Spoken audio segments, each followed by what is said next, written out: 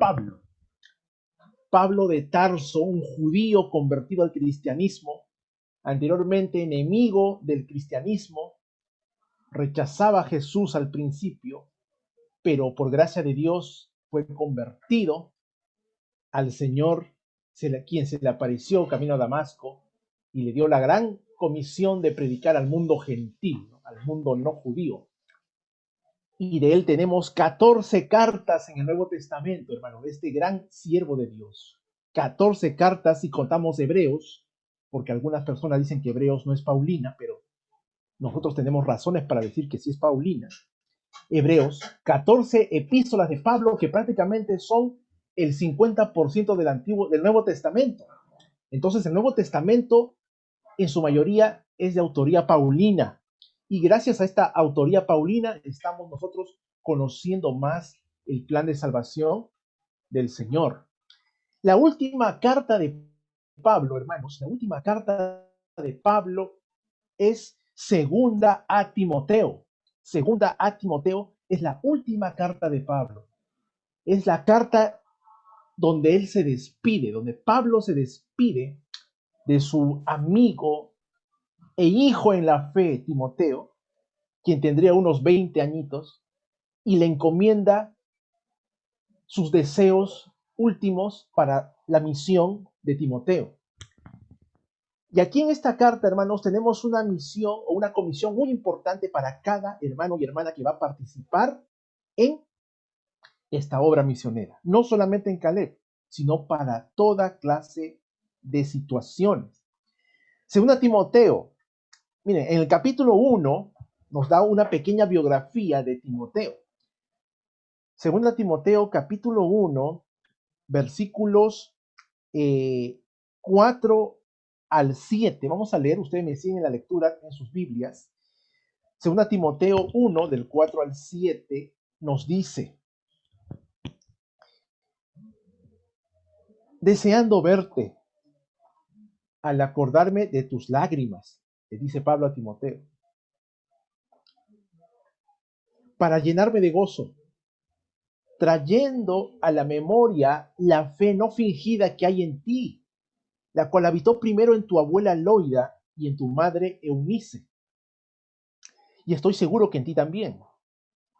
Por lo cual te aconsejo que avives el don de Dios que está en ti por la imposición de mis manos, porque no nos ha dado Dios espíritu de cobardía, sino de poder, de amor y de dominio propio. Aquí le menciona Pablo esto, ¿no? A Timoteo. Le dice, yo quiero verte, Timoteo, ¿no? Quiero verte. Me acuerdo de tus lágrimas, ¿no? De tu tristeza.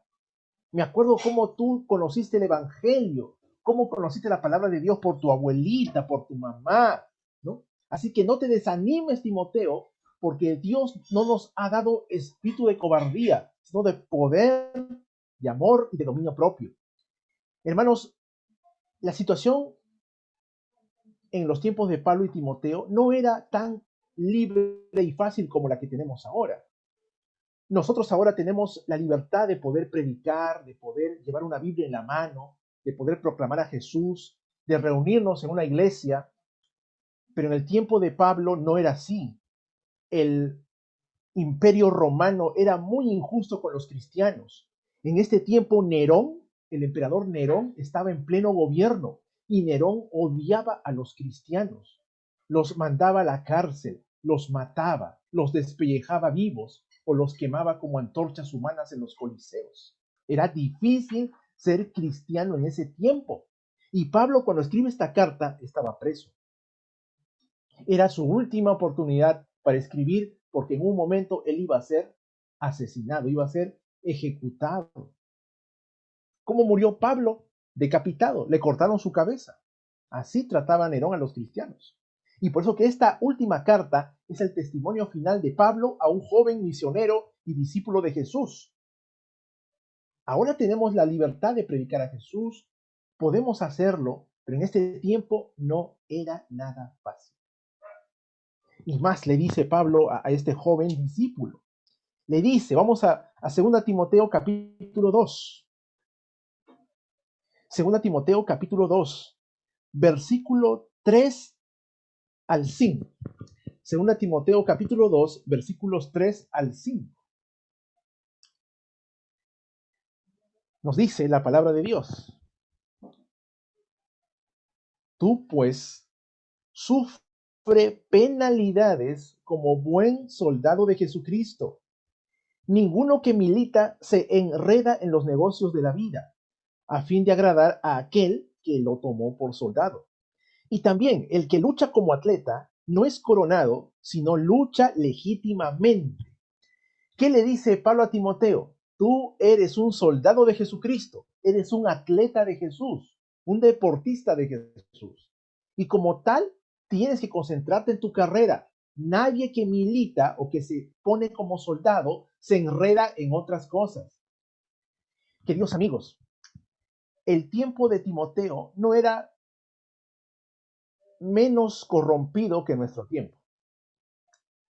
En este tiempo, al igual que ahí, había una corrupción moral enorme. Había prostitución, había homosexualidad, había corrupción, una política sucia como la hay ahora. Había de todo, había todo eso. Había filosofías engañosas, cultos ocultistas, paganos. Había todas esas clases de cosas, así como las hay ahora. Pero aquí Pablo le dice: Timoteo, si tú eres un soldado de Jesucristo, si te has enlistado en las filas del ejército de Dios, no puedes distraerte con otras cosas extrañas. Yo sé que aquí hay algunos jóvenes, ¿no? Bueno, jóvenes de edad y también jóvenes emocionalmente, ¿no? Entonces, el joven, el soldado de Cristo, no puede enredarse en negocios de esta vida, en el sentido de distraerse con las cosas mundanas que son contrarias a la palabra de Dios. Sea música, sea relaciones sentimentales, sean carreras, sean amistades, hay una brecha de separación. Lógicamente nosotros podemos tener amigos del mundo, tenemos familiares, tenemos parientes que no son cristianos, y podemos tener comunión con ellos, pero nuestra comunión con ellos es evangelística. Es decir, si yo tengo amigos que no son de la fe, no son para enredarme en sus costumbres y estilo de vida, es para llevarlos a los pies de Jesús. Por eso que Pablo le dijo: ninguno que milita en los negocios de la vida se enreda ahí para agradar a aquel que lo tomó por soldado. Nuestra prioridad es agradar a Jesucristo. Él nos llamó. No es agradar al mundo. A veces queremos agradar al mundo, ¿no? Queremos vestirnos como el mundo, hablar como el mundo, comer como el mundo y vivir como el mundo, ¿no? Y nos olvidamos de Jesús, o no estamos siendo soldados verdaderos de Jesús. Por eso es que hay poco poder en la iglesia. Por eso que no hay crecimiento, porque nos hemos acostumbrado tanto a eso que ya nos parece simple la suciedad que hay en esta sociedad. Sigo leyendo aquí en el mismo capítulo 2, 2 Timoteo capítulo 2. Y esto es algo muy importante para los que queremos predicar y más aún enrolarnos en Caleb. 2 Timoteo capítulo 2, versículo 15 y 16. Nos dice la palabra. 2 Timoteo 2, versículos 15 y 16. Procura con diligencia presentarte a Dios aprobado, como obrero que no tiene de qué avergonzarse, que usa bien la palabra de verdad, mas evita profanas y vanas palabrerías, porque conducirán más y más a la impiedad. Miren, aquí nos dice una cosa muy importante, muy delicada. Nosotros debemos presentarnos ante Dios aprobados como obreros que no tienen de qué avergonzarse. Hermanos, lo importante en nuestra vida cristiana es que Dios nos mire y no tengamos de qué avergonzarnos, usando bien la palabra de verdad. Hay que conocer la palabra de verdad. Hay que leer la palabra de verdad. Y hay que practicarla. ¿Estamos siendo obreros aprobados que no tenemos de qué avergonzarnos? Aquí es muy importante lo que es la devoción. Nosotros estamos llevando una jornada de 40 madrugadas. Yo también, con la familia, estamos acá haciendo las 40 madrugadas, la armadura de Dios. Una meditación muy bonita del Pastor Guillón. Y eso nos ayuda no solamente a terminarla y decir, bueno, cumplí las 40 madrugadas, amén, ¿no? Se acabó. No. Ustedes saben que el interés de esas 40 madrugadas es cultivar en nosotros buscar a Dios en las primeras horas de la mañana, sea las 5 de la mañana, 6 de la mañana, ahí debemos de buscar al Señor, es la prioridad. Y eso nos permite estudiar la palabra de verdad. Miren, hay una carencia en conocer la palabra de verdad. Según un estudio del grupo Barna, de cada 20 cristianos, uno conoce su Biblia. Uno conoce el tema de la Biblia. Los demás no. Es un tema, es un estudio, bueno, evangélico, pero que también puede aplicarse a nosotros. De cada 20 cristianos, solo uno conoce su Biblia, solo uno la lee. ¿Y los demás? No, pero yo tengo mi Biblia en el celular y yo la leo. En el carro voy leyendo mi aplicativo, ¿no? O yo envío mensajitos cristianos por el WhatsApp y ahí estoy predicando el Evangelio. Pero no nos engañemos, hermanos. Eso es bueno, ¿no? Eso es bueno mandar un mensaje cristiano, un meme cristiano. Pero eso no es tener el culto. Eso no es la comunión. La comunión es que yo cada mañana, apenas abra mis ojos, busque al Señor, me arrodille, abra su palabra, medite en ella, en la soledad de la madrugada o de la mañana, y pase ahí comunión con Dios. Ese es el culto. Ya después, si yo deseo, pues en mi Facebook pongo mensajes cristianos o mando un versículo a mis amigos o hermanos de la fe, ¿no? A mis parientes, ¿no? Pero hay que ver eso, porque es importante conocer la palabra de verdad. ¿Por qué? Porque este mundo se está degradando tanto, que ya a lo malo le llaman bueno y a lo bueno le llaman malo. Segunda Timoteo capítulo 3, versículos 1 al 3, nos dice, miren, Segunda Timoteo 3, versículos 1 al 3. También debes saber esto, le dice Pablo a Timoteo, que en los postreros días, en los últimos días, vendrán tiempos peligrosos. ¿Por qué serán peligrosos? Porque habrá hombres amadores de sí mismos, avaros, vanagloriosos, soberbios, blasfemos, desobedientes a los padres, ingratos, impíos, sin afecto natural, implacables, calumniadores, intemperantes, crueles, aborrecedores de lo bueno. El 4 dice, traidores, impetuosos, infatuados, amadores de los deleites más que de Dios. Y ese tiempo es ahora.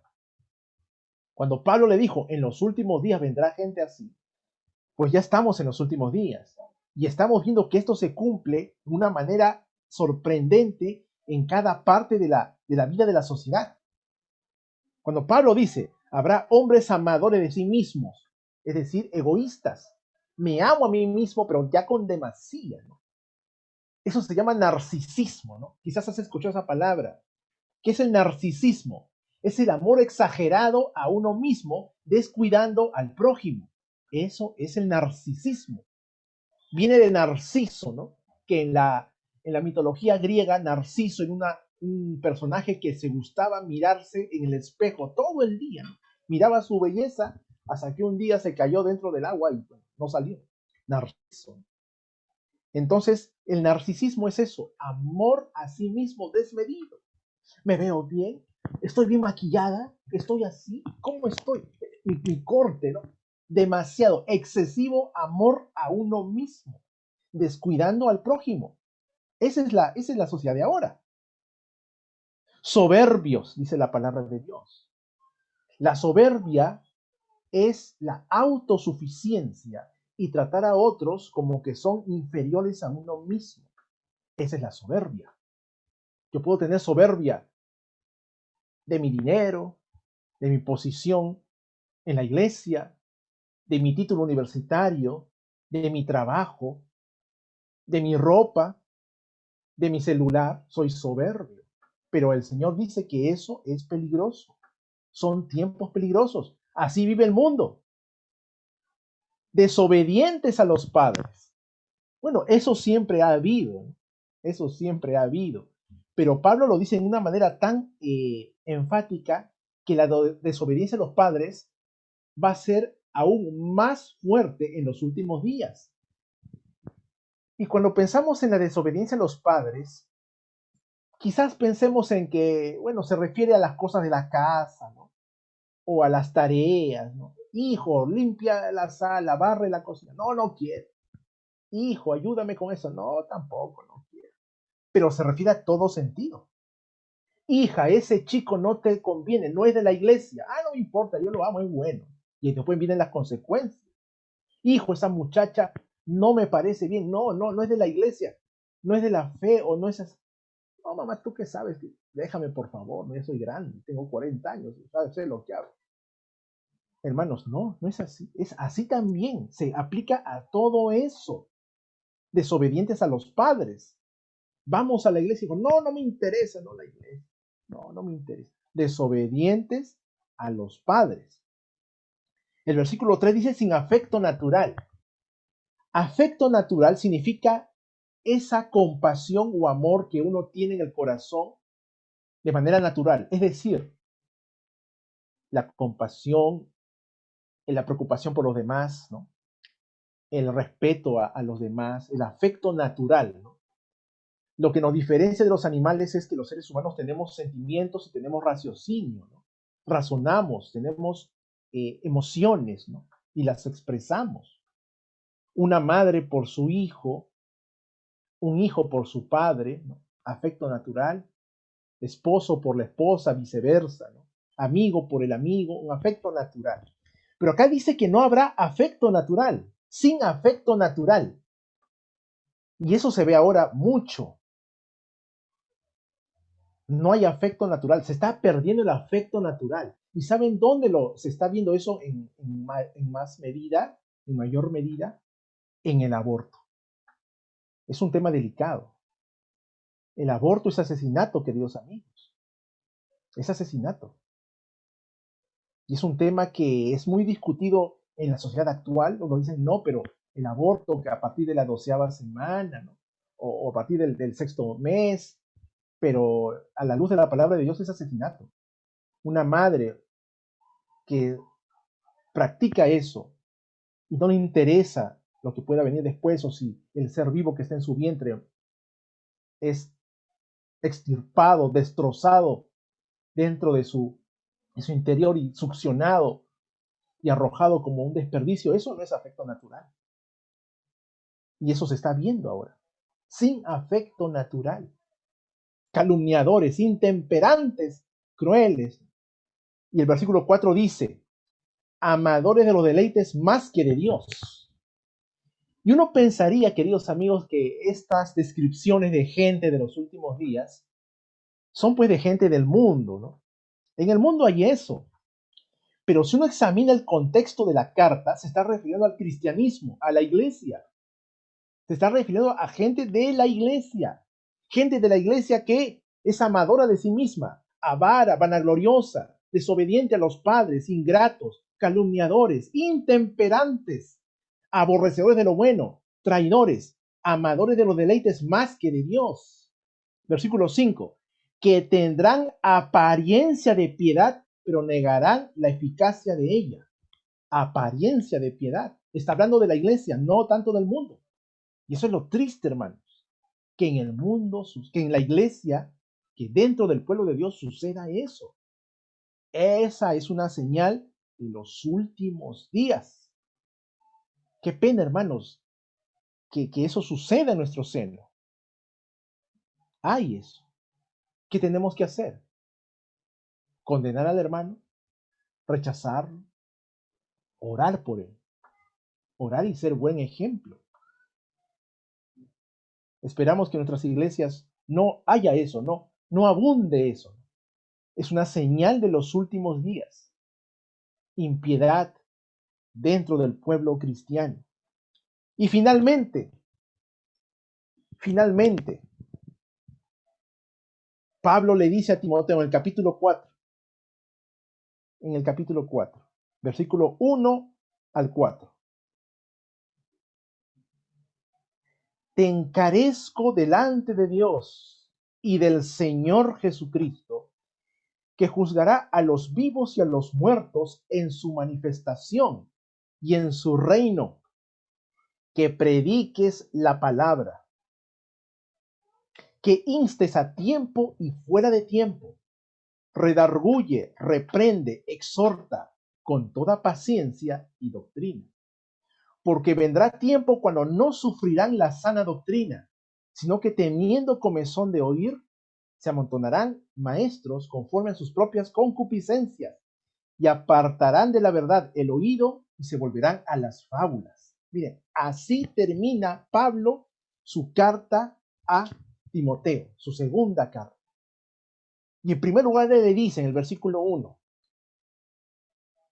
te encarezco delante de Dios y del Señor Jesucristo. Pone por testigo al Padre y al Hijo. Te encarezco, te suplico, le dicen, con todo fervor, con toda mi fuerza te suplico, hijo Timoteo, y pongo por testigo a Dios y a Jesucristo, el que juzgará a los vivos y a los muertos en su manifestación y en su reino. Aquí hay una seriedad, hermanos. Predicar el Evangelio no es una opción. Predicar el Evangelio no es un hobby, es un estilo de vida. Es un privilegio y es un deber. No es una elección. Tú no eliges predicar. Que no salga por nuestra mente esa palabra, ¿no? Bueno, el pastor predica porque él se le paga, ¿no? Él predica. No, el misionero predica porque, bueno, se le da su propinita ahí, ¿no? Ya, pues, que él predique, ¿no? Yo no puedo. No, eso es satánico. Todos tenemos el privilegio y la misión de predicar el Evangelio. Seamos niños, adultos o más adultos. El que nace en el reino de Dios nace como un misionero, dice la hermana White. Entonces, aquí Pablo está poniendo a Jesucristo como el juez. Hay una seriedad en predicar el Evangelio. El Señor nos tomará cuenta si estamos predicando el Evangelio o no. Nos llamará a rendir eso. ¿Qué estamos haciendo con el tiempo? ¿Estoy predicando el Evangelio? ¿Estoy compartiendo a Jesús? ¿Estoy hablando a otros de Jesús? No solamente en Caleb, sino como un estilo de vida. No solamente por el Facebook, también personalmente, oralmente. Entonces, hermanos, aquí tenemos una seriedad muy, muy importante. Que el Señor nos va a rendir cuentas, nos va a llamar a rendir cuentas. ¿Qué estamos haciendo con nuestro tiempo, con la influencia que tenemos? Por eso que Pablo dice, te encarezco delante de Dios y del Señor Jesús, que juzgará a los vivos y a los muertos. Y aquí está hablando del juicio. Y como adventistas sabemos que hay un juicio investigador que ya empezó desde 1844. Y cada hoja de vida está pasando revista ante Dios, verificando cómo estamos ante Él. Entonces, ¿por qué Pablo le dice a Timoteo, te encarezco, te pido, te suplico, te imploro? ¿Qué cosa quiere pedirle Pablo? El versículo 2 nos dice, que prediques la palabra. Así se despide el apóstol a su amigo. Te suplico, mira que Jesús es nuestro juez, te va a llamar a rendir cuentas, te encarezco que prediques la palabra. No prediques tus ideas, no prediques tus logros, no prediques tus hazañas, predica la palabra de Dios, el Antiguo y el Nuevo Testamento. Esa es nuestra función, predicar la palabra. Y cuando nosotros leemos la palabra, ¿qué encontramos? ¿Qué encontramos al leer la palabra? Reglas, mandamientos, leyes, qué cosa es lo que debo hacer, lo que no debo hacer. Mucha gente dice, no me quiero convertir en cristiano porque voy a dejar mis cosas que me gustan, ¿no? Como una hermanita que faltaba poco para que se bauticen, una hermanita ahí haciéndole obra misionera, y nos dijo al final, no me voy a bautizar porque me gusta mi baile, me gusta ir con mis amigas, y no, mejor no me quiero bautizar porque de repente caigo y ya malogro todo, ¿no? Pero eso no es así, hermanos. Entregarse a Jesús es lo mejor que uno puede hacer en su vida. Estudiar la palabra de Dios es la ciencia de las ciencias. Cuando uno lee la palabra de Dios, no solo encuentra mandamientos, que los hay, no solo encuentra reglas, las hay. La Biblia, la palabra de Dios, es una historia. Mírala como una historia. Eso le digo a algunos jóvenes yo, que dicen, pero me aburre a veces leer la palabra porque leo de Eclesiastés, leo de Crónicas, Jueces, sí, números, mire, números, no entiendo. Miren, yo sé que a todos los jóvenes y a los adultos también nos gustan las películas, ¿no? ¿A quién no les gustan las películas, no? Ahora, ¿qué tipo de película te gusta? No sé, no espero que no de terror, pero a muchos les gustan las películas de romance, ¿no? De históricas, ¿no? Cristianas, porque las películas hablan de una historia. Y la Biblia es como una película. No digo que es una película. La Biblia es como una película. ¿Por qué? Porque es una historia.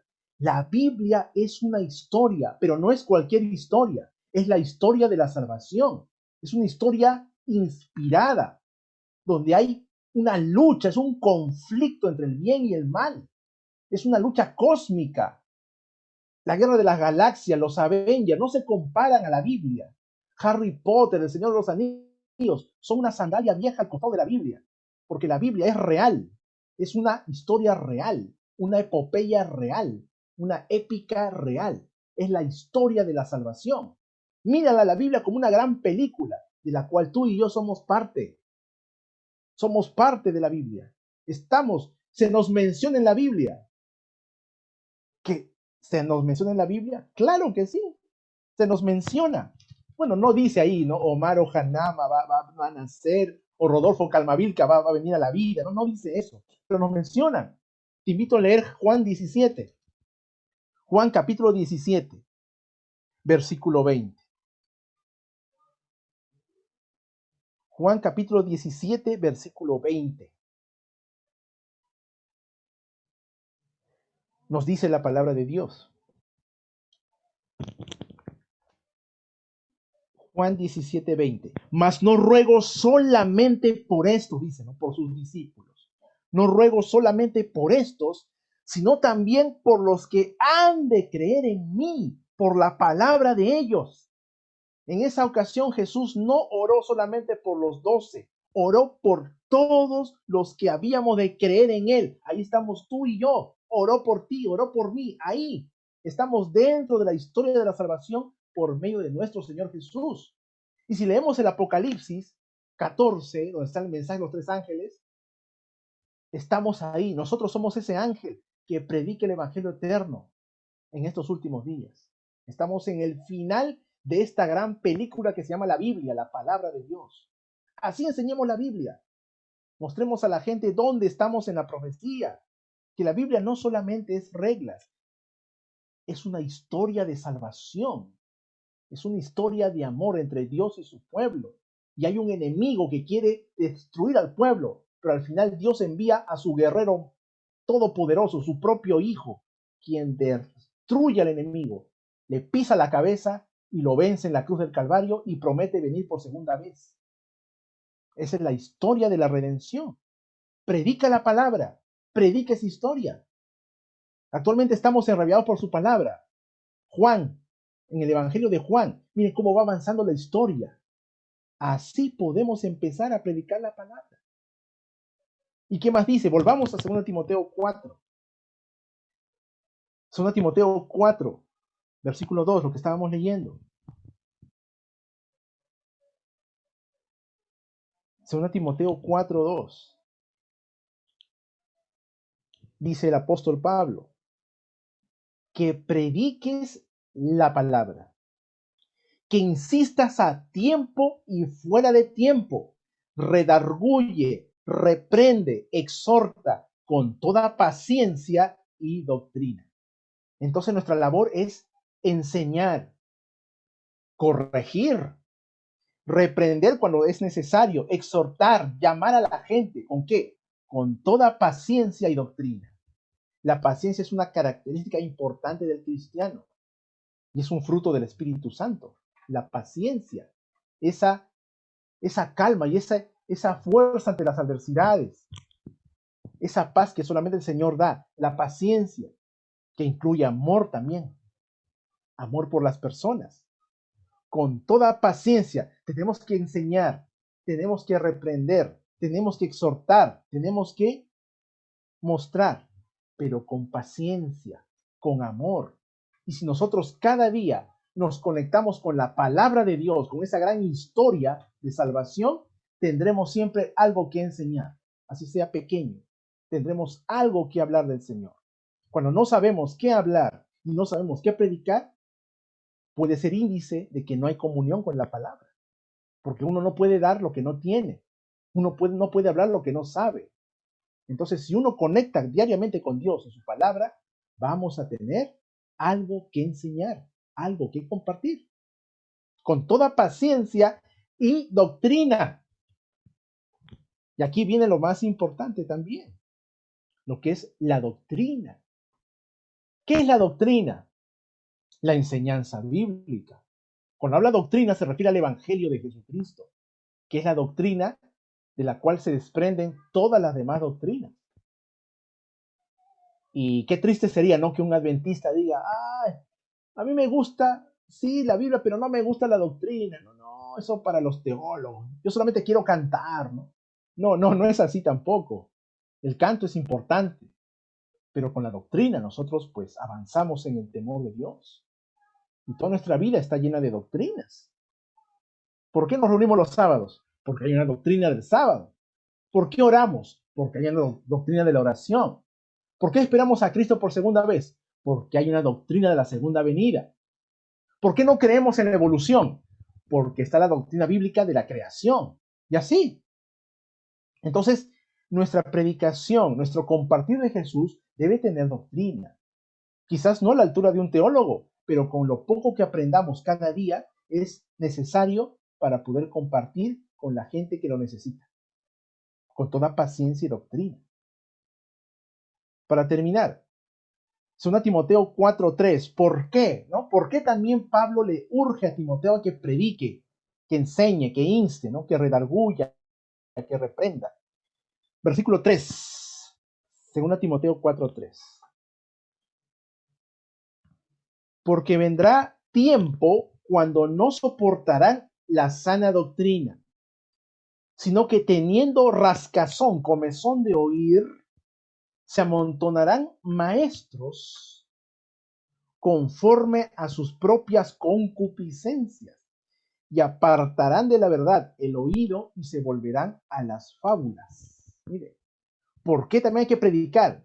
Porque el error va a crecer, la mentira se va a esparcer y la gente tiene que conocer lo que es la verdad de la palabra de Dios. Vendrá tiempo cuando no soportarán la sana doctrina, sino que se amontonarán maestros para inventar falsas doctrinas y apartar a los fieles de la verdad. Y eso ya lo estamos viviendo en estos tiempos. Hermanos, es terrible. Y a veces no nos podemos a pensar en la magnitud de eso, ¿no? Hace unos días conversaba con un amigo que vive en Estados Unidos, cristiano, ¿eh? Y él me decía que al final, pues, no importa si algún homosexual o transexual, pues, va a la iglesia y es bautizado, ¿no? ¿No? Normal. Todos pecamos todos los días, ¿no? Todos pecamos a diario, o tú no pecas, ¿no? Todos pecamos, así que normal bautizar a los homosexuales, a los transexuales, así como están, ¿no? Normal, Dios los ama a todos. Entonces, ¿qué opinamos de eso? ¿Está correcto? Hay que amar a los homosexuales. Hay que respetar a esa clase de personas. No hay que odiarlos ni tirarles piedras porque son creación de Dios. Pero nuestra tarea es evangelizarlos para que ellos dejen ese estilo de vida, para que abandonen esa práctica y Dios los restaure. Pero decir de que no importa si se restauran o no, que así que se queden nomás, que Dios así los acepta, es un poquito peligroso, porque va contra las normas cristianas. Y eso se está predicando en muchas iglesias evangélicas en Estados Unidos y en Europa. Aquí no lo sabemos, aquí todavía somos un poquito conservadores. O al final decir, bueno, al final no importa la doctrina del juicio investigador, no, o sea, la ley dominical, eso es una mentira, no va a venir eso, que las profecías fueron para el tiempo de Daniel, de Juan, ahora no estamos avanzados en el conocimiento, no va a pasar eso, que Estados Unidos y el Vaticano, no. Hermanos, mucho cuidado, eso se está oyendo en algunas latitudes de la iglesia adventista. O también otro error que dice, oh, el Espíritu Santo no es Dios, es un poder, una fuerza, ¿no? No, Jesucristo tuvo pecado, tuvo naturaleza pecaminosa como nosotros. Eso se está predicando en algunas partes de la iglesia adventista, hermano, principalmente por los disidentes.